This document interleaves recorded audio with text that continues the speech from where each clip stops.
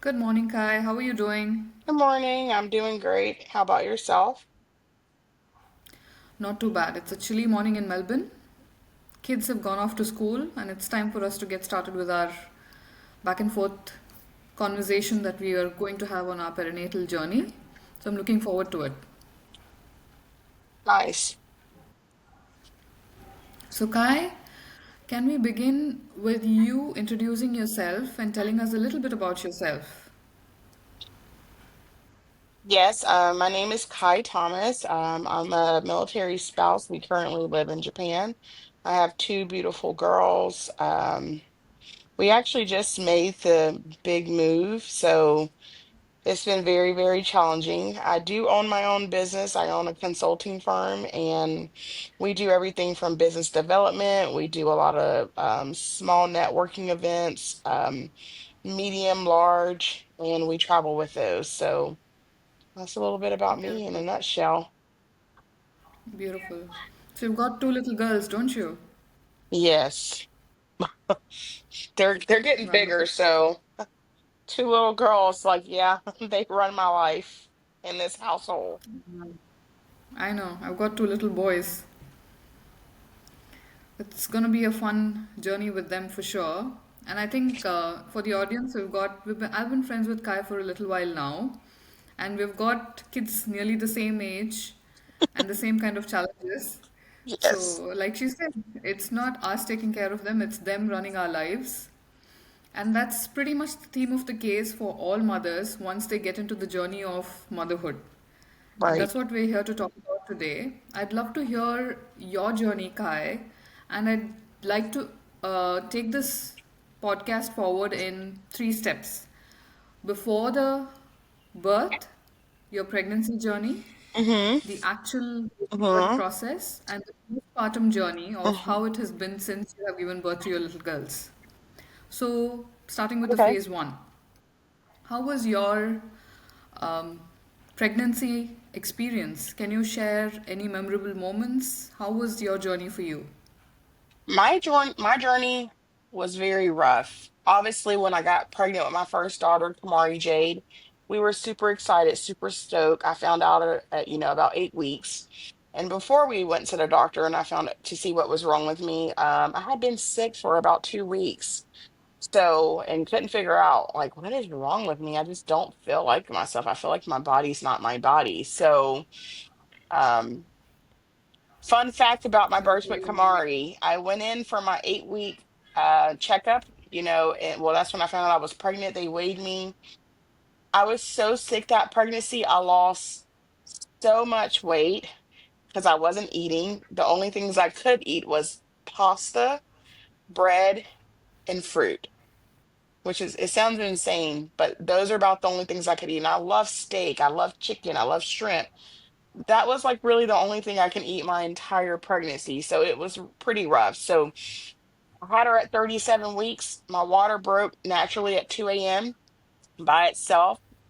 Rushed to the hospital. And we had a beautiful baby girl. But I actually going in for like my 36-week checkup, I was actually back to the weight. Like I maybe was like 3 to 5 pounds over the birth weight, like, well, over my pre pregnancy weight. So I didn't gain a lot of weight with her, so I guess that was very great. But I was super, super sick. She was tiny. She was about 4, 5 pounds. She was 5 pounds, 5 pounds. So when we left the hospital, she had went a little bit under, but her first actual initial checkup, she was back at the 5 pounds. So that was rough because there was no clothes that could fit her. I didn't really know what to expect. I mean, I had a epidural with her, and it was actually, from my understanding, it was pretty rough because I kept getting headaches, and I had them for 2 weeks straight. And they told me that I could have come in for like a blood drawn. Um, they messed up my epidural, so that's why I was having those headaches. And so the first 2 weeks of Kamari's life, my husband was having to do everything. So I was having to pump, because, in the hospital she was latching, but because the headaches got so bad, I was so frustrated I could not get her to latch. I couldn't even really sit up. So it was pretty dreadful the first 2 weeks, but it was still blissful. After the 2 weeks and my headaches went away, I had a lactation consultant come back out to the house, and she was able to help me get comfortable and, teach me the things like if the baby can sense stress. So if you're stressed, she's going to be stressed. So once I had a couple of those sessions at home, which was really nice, and, the beauty to have it in my home, um, it got a little bit better. My mom was still in Alabama. We were stationed in Mountain Home, Idaho at the time. So because I had had Kamari so early, she wasn't able to come. And we had already found out that what we were getting orders. My husband was going to Korea for a year, and we had just figured out like me and the baby could go stay with my mom and bond with her. So it just wasn't worth her coming, and we were just going to turn back around Yeah, and drive back home. And that's a 32-hour drive, although she would have flown. But yeah, yeah, things just happen so quickly, and um yeah. it Everyone's, was it was it was a beautiful journey, but hard. yeah. My second This is pregnancy was exactly what with I wanted to talk Kalani, and she about. will be our last baby. And it was rough with her too. I was super sick, but not as sick as I was with Kamari.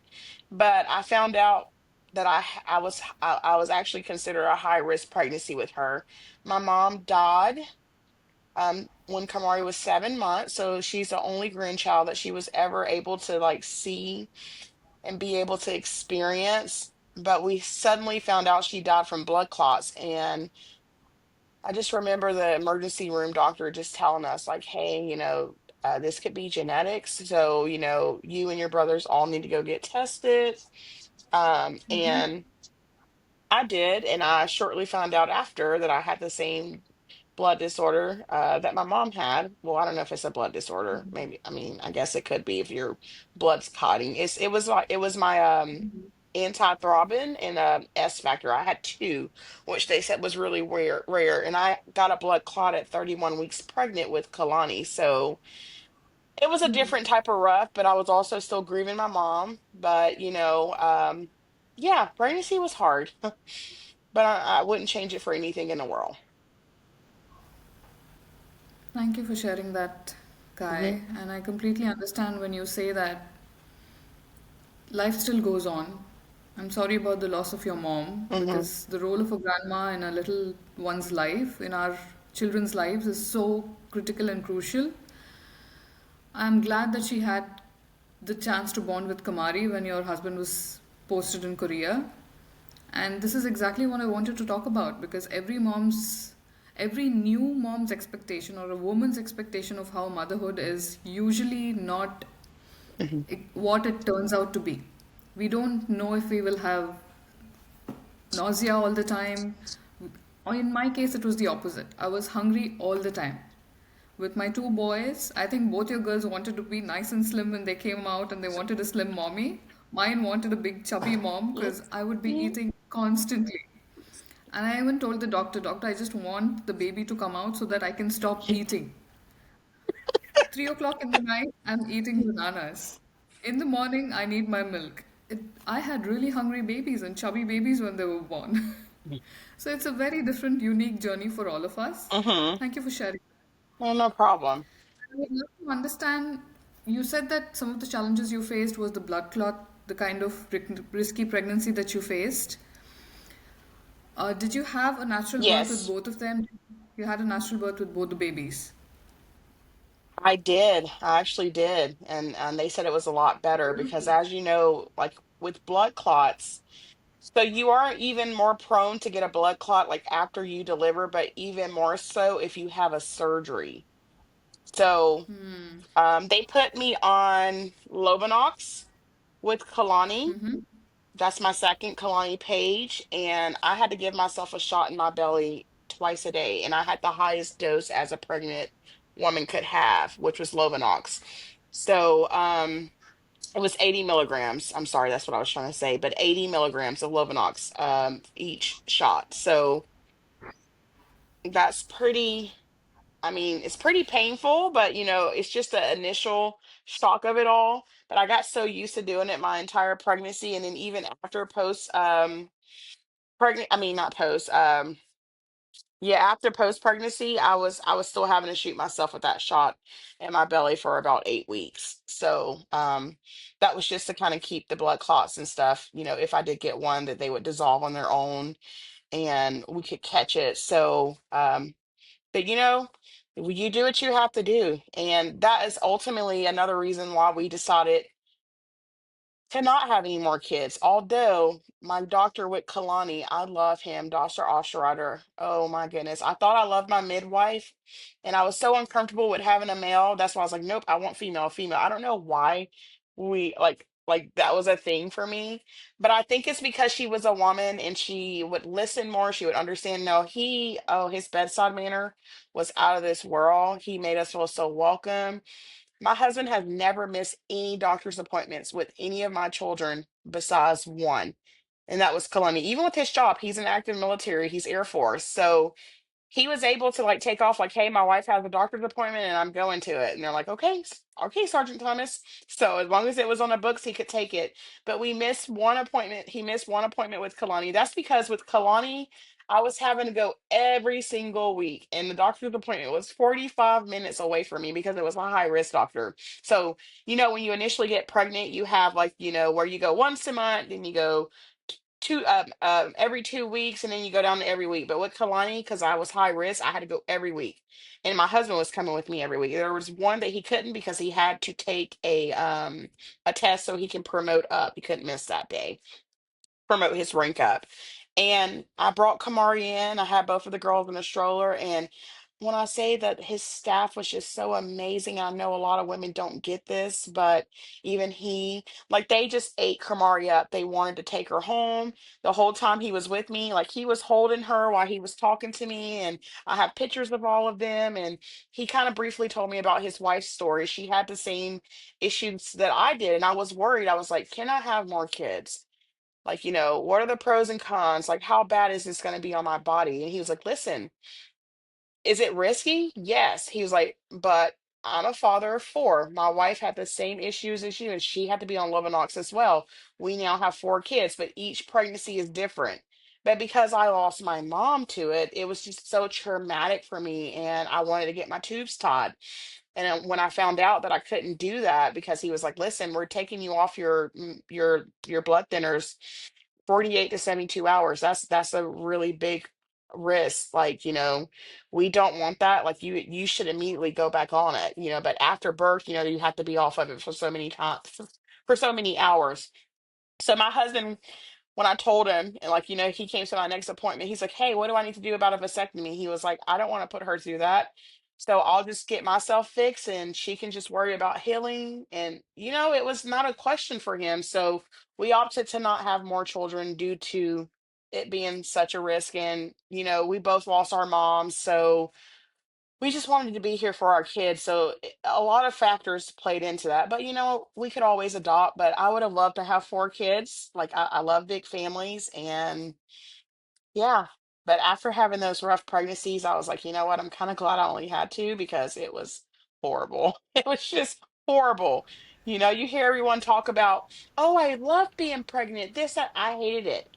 I hated it. But I What you love my mean? kids, but I hated pregnancy. Hmm. That's the story of our lives. We love, I mean, absolutely the same. I didn't have complications. I gave birth to both my children when I was after 35.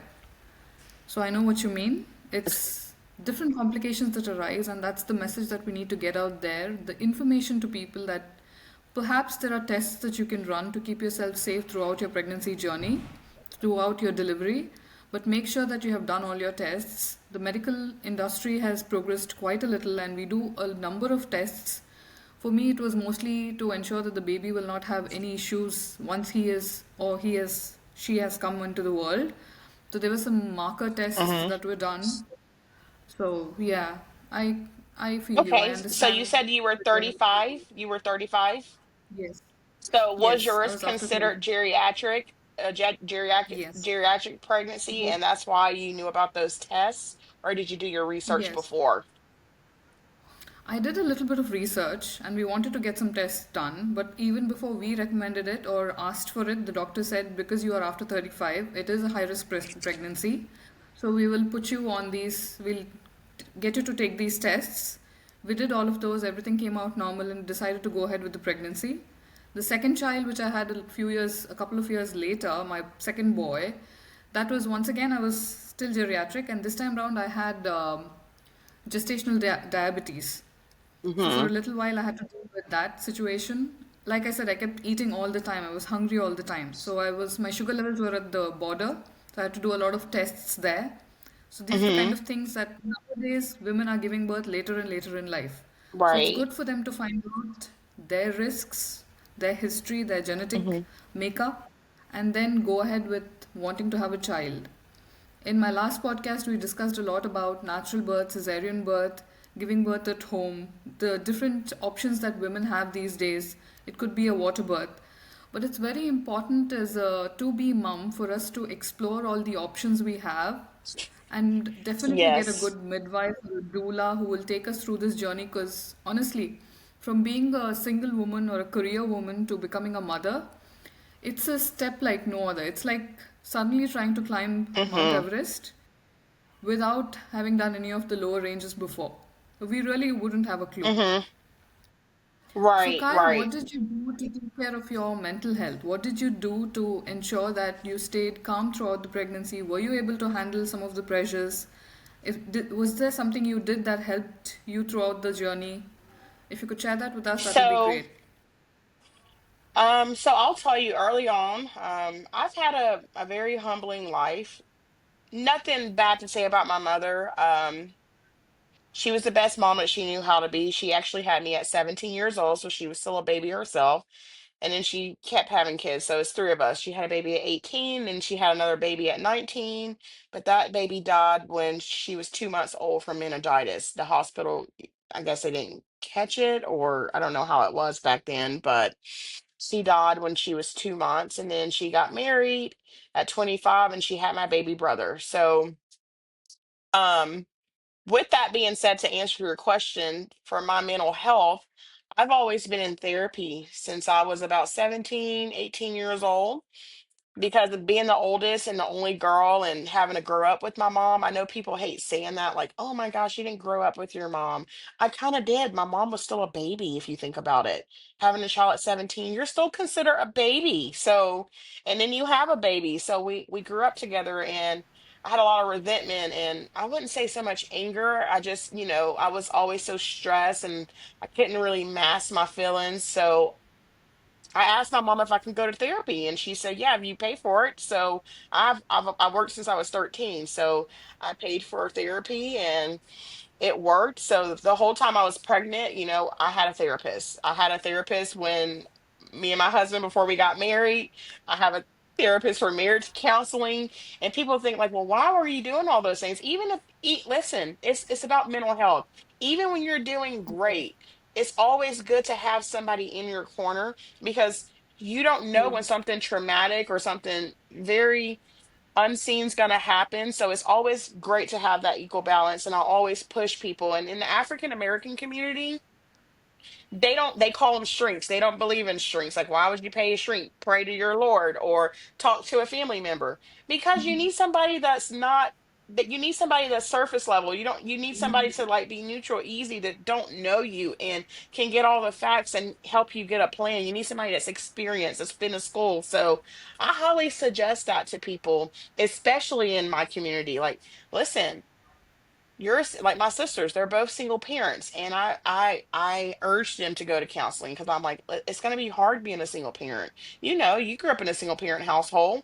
I grew up in a single parent household, so you need someone to help you navigate through those things in life. And when you and then and even though I'm married, there were some times in my pregnancy where I just felt so alone.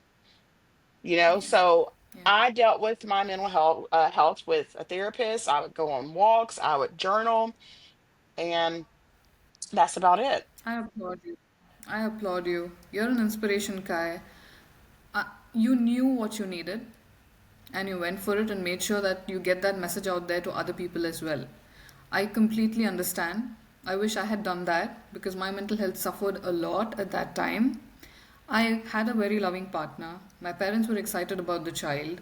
But the changes that your body goes through and the fact Mhm. that I was a geriatric patient meant that I was suggested don't exercise Mhm. because in at around the third month time frame, I had blood loss and I could have lost the child. And after that, they said, do not exercise, just take a few rounds around your house, and that's about it. And Right. this advice was given to a person who was hyperactive. So I would be very active, swim, dance, exercise, go to the gym, and suddenly I was put on a pause. No, not even yoga. I was told, don't risk your child. This may be the only baby that you have. I wish I had the Mhm. sensibility to go to a therapist at that time. It would have helped my mental mind frame Yes. quite a lot. Yes, I wish I'd met you back then and you would have pushed me to it. Yeah. But I think it's very important. Well, can I touch on something a little bit more too? It's a little bit more deeper. So I had when I found out I was pregnant with my second child, obviously I lost my mom when Kamari was 7 months and my husband was still in Korea. He was able to come home for 20 days. Red Cross sent him home. And nobody can ever prepare you for losing a parent. So when I got pregnant with Kalani, I'll admit to you, I was not happy. And and that's the thing. I don't know why I wasn't happy. It was a lot of factors, maybe. I couldn't just pinpoint one thing. So, and it was around COVID time, like, well, I think COVID was almost over. So she was still considered a COVID baby. When we moved to Florida, yeah, COVID was still a thing because we were still wearing the mask and stuff in the hospital. But I think the thing that got me the most was not having my mom and Kelvin not having his mom. Like our kids are going to grow up without grandparents, and we had a strain in our marriage too. I'm not going to lie to you, like bringing new life in the world, your husband being overseas, you already have a baby, you're basically being solo parent, So all of those factors played a part. And then I was so scared, like, am I going to be sick? Like I was sick with this other baby. So I just wasn't looking forward to it. And I struggled with going to therapy with her at the first beginning. And maybe that's why I was so depressed then, because it took me a while to get into therapy. But once I got into therapy with her, it helped. The load was kind of lightened. Everything wasn't completely gone, but I guess I could say I was kind of numb from some of the other things. And she gave me the tools to like go do this, go out. It's okay. Like I know you're scared about COVID. Go take a walk. You live on the beautiful beach. Destin, Florida is one of the most prestigious places in the world. Like a lot of people tour, like you have a lot of tourism there. So go walk on the beach, and the beach was my happy place. Like even as a little girl, I love the beach. I told my husband, I was like, even before we moved to Florida, we're gonna retire at the beach. And when I tell you that is the most peace that I have ever felt in any of the pregnancies, and being able to cope with my mom being gone, I almost kind of felt like I was close to her on the ocean, in the ocean. So it's very therapeutic, and yes, I highly suggest people to get therapy because there's all type of tools that they can give you to be successful and to keep you from going down a True, rabbit hole. it does. Beach has been your happy place, but then when you're in a dark place, what is obvious goes away. It needs someone to tell you and show you what cheers you up. It could be a day at the spa, it could be just taking a vacation with your family. With my second pregnancy, I did that. 7 months in, I took a vacation to Kerala to go meet my friend Nice. who I've been friends with since I was in LKG, which is like lower kindergarten. So I've known her all my life. I met her with my 2 year old. You don't know what it is for people, but when you're in a dark place, I very much understand, Kai. You don't see the obvious. So a therapist or your doula or your hopefully your spouse or someone can show you the way to just get out of yourself, out of your head, and into the world a little bit more. People face a lot of different Yes. challenges. Thank you for sharing yours. Yes. I completely understand how being near the ocean might make you feel closer to your mom. I feel so Mm-hmm. much at home when I'm near the ocean. It's such a strong and powerful feeling that you get when you're close to nature. So Mm-hmm. glad that I got that for yourself. Yes. How was your recovery? I'm really glad you had natural births. It was a little less risky with your blood condition. How was your recovery? Was it as you So expected? So I didn't know I had a blood clot history when I was pregnant with Kamari, so that's why I was able to have a midwife, you know. I mean, she was also able to practice in the hospital. So, we actually had the experience with like a I didn't actually have her in the water, but I was able to sit and soak in the water, and we had a bigger room. So it was still pretty much like the setting of a home birth. And recovery for me, with having all of that in the mix of like preparing me for pregnancy, they also gave me tools like before I would go home. See, a lot of people don't know that, like with midwives and doulas, like it is a huge difference because not only are you getting post care, you're all, I mean, pre-care, post-care, you're getting all of it. And then they give you all this stuff, all these resources and tools to use after, and then they're coming to your house a week or two after your pregnancy. So that meant a lot to me. Like I had the support from, them. They were just a phone call away. And I also had a really good friend. Like I didn't meet my best friend until I moved to Idaho. And that sounds insane, but when you get older, you really you figure out who your true friends are and what friendship means. And I will tell you, Carrie and Joe, husband and wife, they were our biggest supporters. Like they were the only people that were allowed to come to the hospital. So this is my birth with Kamari. So with my mom not being there, we had them. And in the military also at the time, they gave paternity leave for my husband for 6 weeks. A lot of husbands don't get that on regular jobs. They have to take vacation time. So he got paternity Yeah. leave, but now it's 8 weeks. So the military was a huge support for us in that sense. Like they say, like, well, how is the military supporting you? Just by allowing your husband to be there. Like my husband was amazing. He's so loving. He's so caring. When I would get up, I breastfed both of my babies. I breastfed Kamari for 15 months, Kalani for 10 months. Even on at 2 o'clock in the morning, 3 o'clock in the morning, Kamari's up and I'm putting her on the breast, the boob. My husband get right up with me. Like we'll turn the lamp on and he would rub my back. He would talk to me.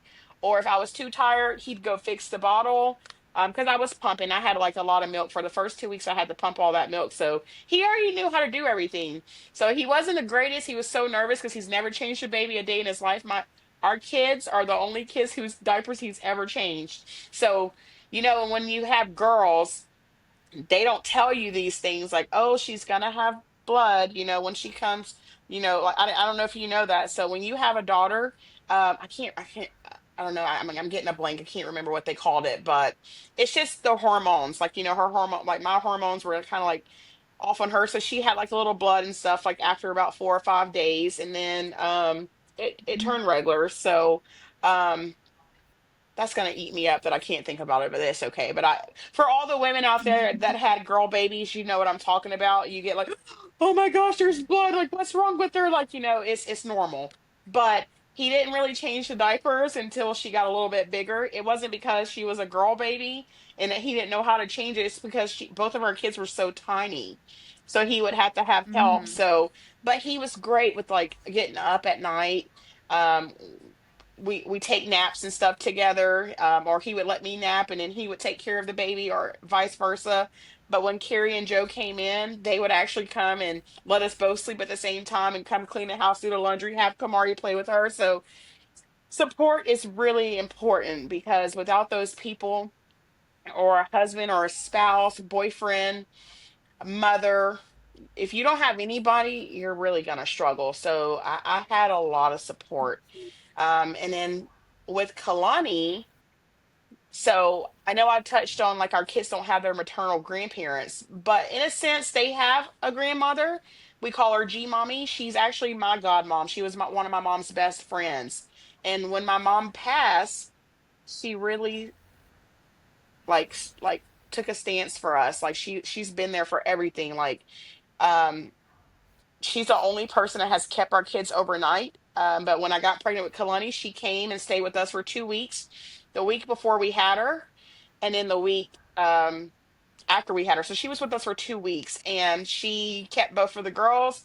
When we went into the hospital, she kept Kamari, and they have such a special, special, special bond. So She will drop anything for my kids. Like she will drop. She at the time when we were in Florida, she was 3 hours away, and she was like getting the kids at least once a month. And she'd come up there to our house, or we'd bring the kids to Alabama. So, and I mean, so we do have a support system. Like I have my sisters.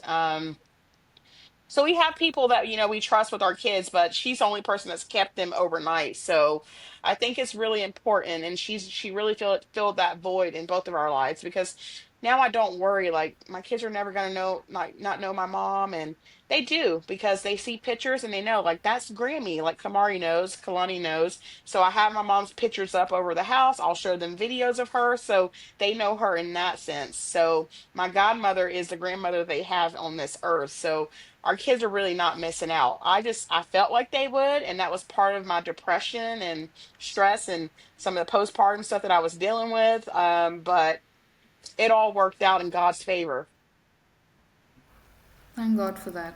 Hmm. I'm so joyful for Yeah. the beautiful village that you formed around Kamari and Kalani.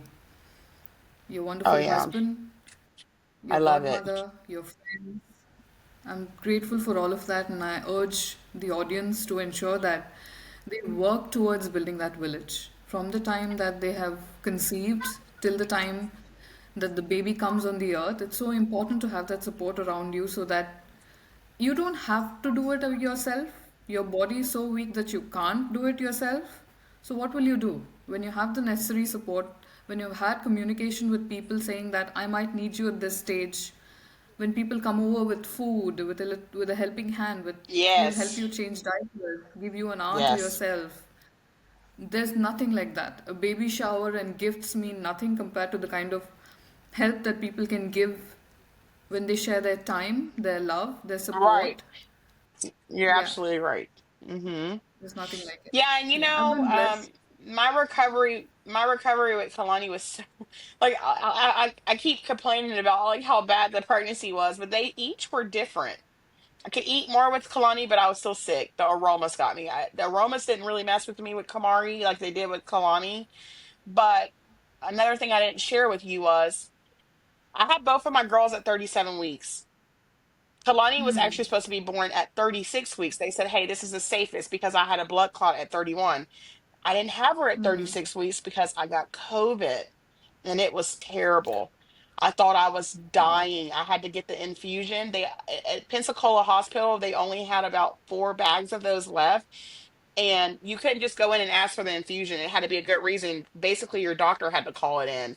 But my doctor did call it in. And so they were refusing to give it to me. But because I had blood clots, the history of blood clots and anxiety, all of the above. And like, I had to stay in the hospital for a little bit, like my husband and I. So my godmom was there for that. But it was insane. Like my doctor's like, if you don't give this to her, she could be in big trouble. She could die. She can go to ICU. So that was very scary. And I was like begging him, just please take the baby out now. Because I really thought I was dying. Being pregnant, having COVID, not knowing, having a hard time breathing. So it was really, really rough. So it was a scary What time we for me in call. my life.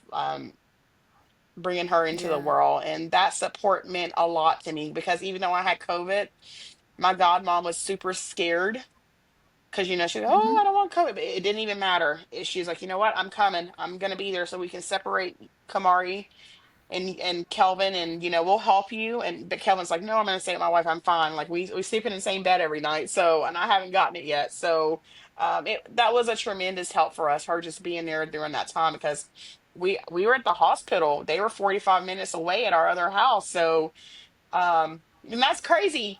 45 minutes in Idaho, the hospital was away from me, and 45 minutes away in Florida. How insane does that sound? But and I had both of my girls at Mm, 37 weeks, and they both were like 5 pounds. So a lot of coincidences there. yeah, and Lots of coincidences. And yeah. bravo, bravo for braving COVID and Hmm. bringing Kalani to the world. I think afterwards, even without being pregnant, when you cough every time, it hurts so much and you're coughing continuously for weeks together. It hurts. COVID sucks. Hmm. Yeah, bravo. You've done a great job with both of them. And it's what should I say? There are so many complications that arise when pregnancy comes in and when you're giving birth. With me, it was two C-sections. With a lot of different people that I have been speaking to, people, it's not a smooth journey for anybody. So, having a midwife, having a doula Mhm. to inform you what you can do in those circumstances, I think makes a big difference. Yes, yes. Yeah, I didn't have that And opportunity with Kalani because it's when I found out that I had to be high risk and be with a doctor. Um, it was I could have done whatever I wanted, but it was recommended that, I went with the doctor and not try to do like a home birth or anything like that. And but that's okay. We were so happy with what we had. So so grateful, grateful hmm for your husband and your grateful. godmom at that time. Yeah.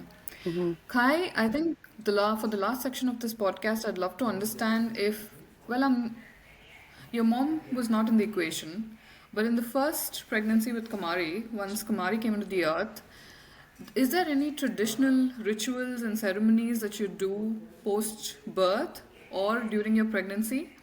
There are some Okay, that we do in our any yeah. special food that you have, any nutritious food that is So prepared during the mhm. time of your birth. Would you like to share those traditions with us? I'd love to um understand from where you come from. So in the African American culture, and I'm going to say this because all cultures are different, and I love that you ask these questions because it is so beautiful seeing other people's journey and what they believe in. But I think the African American and like the Hispanic culture are very much similar.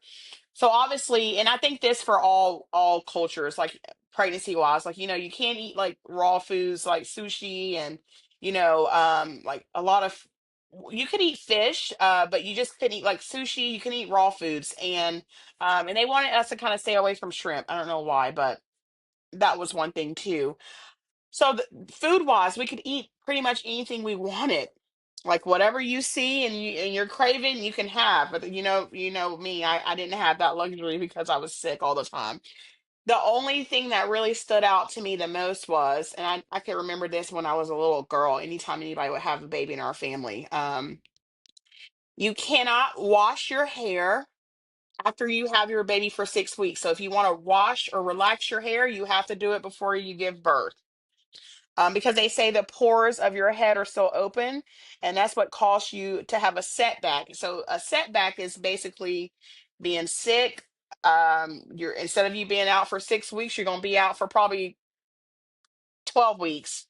You couldn't do that. You can't drink, like, if you want your stomach to go back flatter, do not drink ice cold water if you don't want your boobs to sag, which is kind of crazy to me because everybody I know in my family, they bottle fed their babies. And I'm like, okay, you're worried about your breast sagging, but you're not breastfeeding. But it was just something that we did in our culture. So my grandmother, my great grandmother, like my mom had her kids, they had to get her a sports bra or a bra that was two size too small. And it hurt because she was full of milk.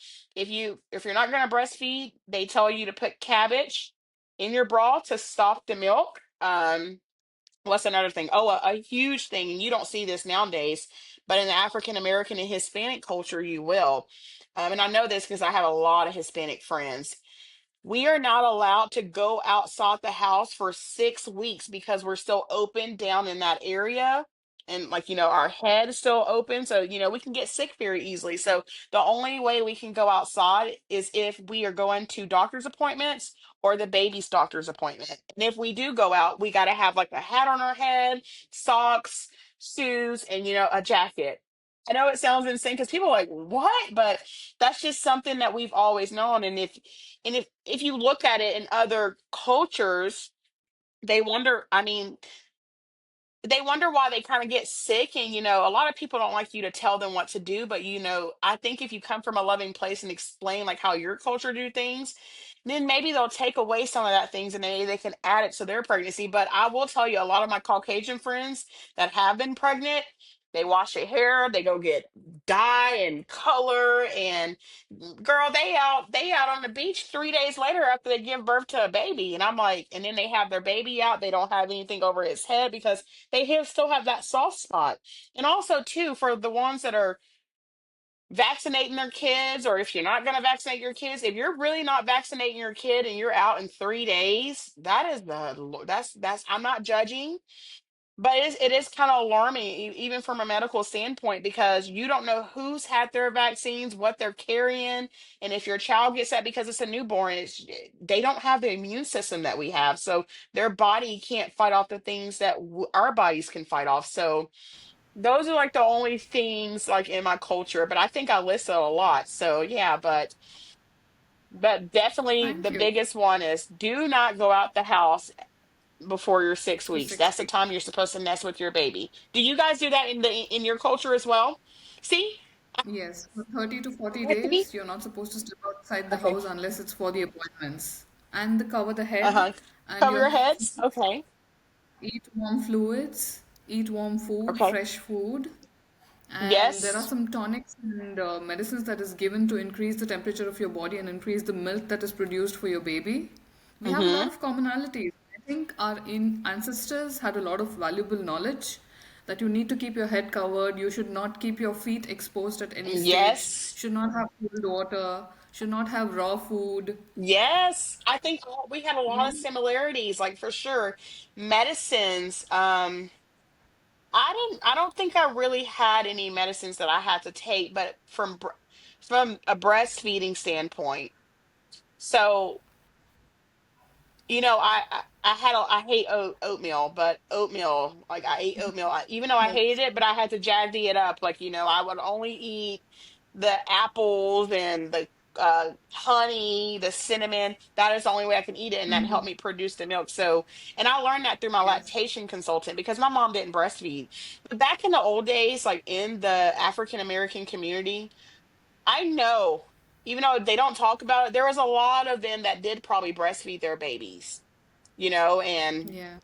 um and a lot of them also breastfed other people's babies. Like that was like not uncommon. Like if you had a crying baby and mom didn't have milk or a bottle, like they would literally let their baby latch to their breasts. And I'm like, wow. So I think it's great, like your baby being able to get nutrients and stuff from your body, and it's like the safest thing that you can give them. And also too, it helps fight off sickness for you. So people don't really understand that, True. but it does. So, and you can use breast milk for everything. That's what they call it, gold. You can put it on cuts and burns.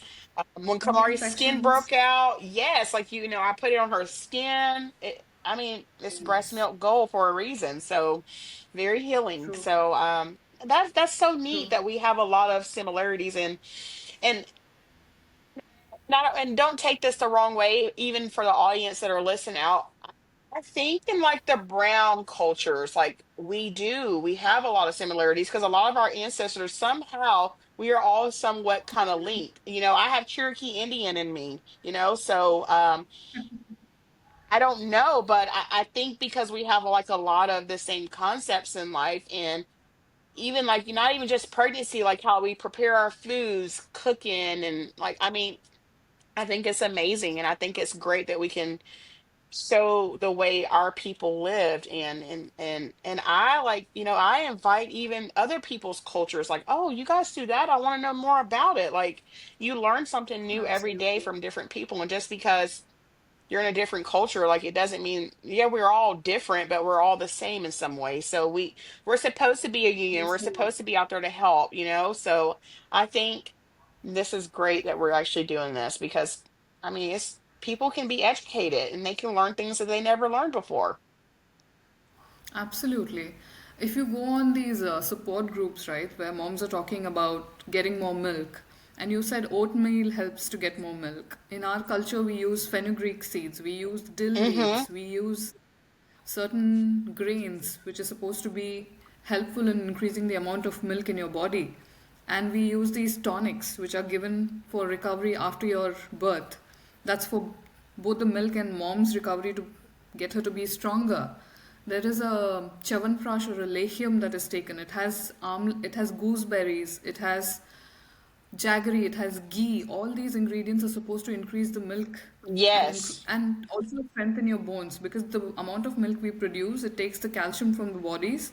So these ingredients that we take has additional calcium in it, so our calcium is replenished. So all these traditions are something that needs to be shared. And I'm so glad to understand that, across the nations, this knowledge was universal with our ancestors, and I'm hoping through these podcasts and other such, platforms, the information continues to stay on and Yes. spread. Yeah. I plan on asking the question to all my audiences so that we find out if there's something new that can be shared, something common which we can rejoice. So thank you so much for sharing your journey, Kai. Is there anything else that you would like to leave the audience with? It's been a absolute pleasure talking to you. So over to you. Yeah, just to all the moms out there, whether you're a new mom or you're a mom with multiples or you're thinking about adopting, just know that you're not alone. If you're feeling some type of way, there's somebody out there feeling the same exact way as you. Reach out for help if you need help. Don't ever be ashamed about asking for help. And I know a lot of us went through it. I mean, I got to experience my mom a little bit. Even when I was pregnant with Kamari, she was like a nuisance to me. And I'm like, Mom, you're stressing me out. I got to draw a line in the sand.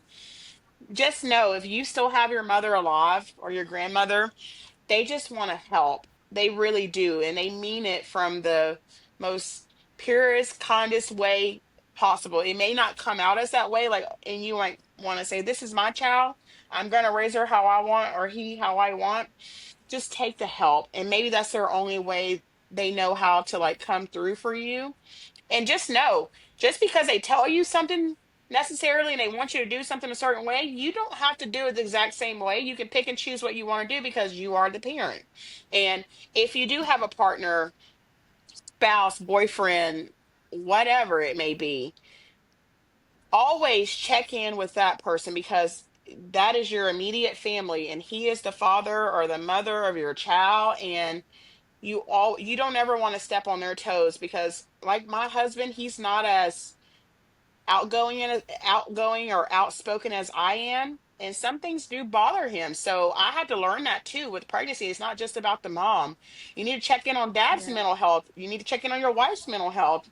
So they're important too because they're a huge part of this journey with you and knowing what ticks them and what doesn't. So I think, it's very important, especially when you have other family members that are trying to come in and help. You make sure your partner's okay with the decisions. They should be the first person you think about before you make a drastic decision in your life, in your child's life. But reach out for help. Don't do this alone. And you are Yeah. great.